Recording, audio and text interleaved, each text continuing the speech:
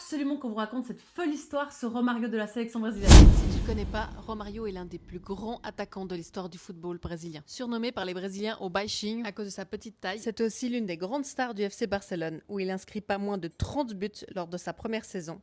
En mai 1994, à seulement quelques semaines de la Coupe du Monde, qui était aussi aux États-Unis pour le coup, le père de Romario se fait kidnapper à la sortie de son bar préféré à Vila da Penha, dans le nord de Rio.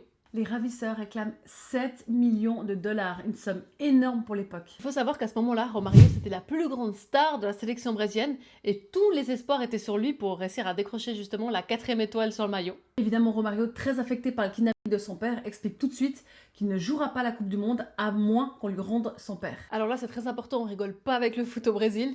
Tout le monde s'en est mêlé. Et oui, la police et les cariocas se sont mobilisés. D'ailleurs, la famille de Romario était tellement désespérée qu'ils ont même demandé de l'aide aux trafiquants pour les aider à retrouver le père de Romario. Finalement, il a été retenu 6 jours, durant lesquels il expliquera avoir eu accès à de bons repas, de la bière, des cigarettes et même une télévision pour qu'il puisse regarder son fils battre le Real Madrid avec le FC Barcelone. Le père de Romario est finalement retrouvé par la police sans aucun paiement de rançon.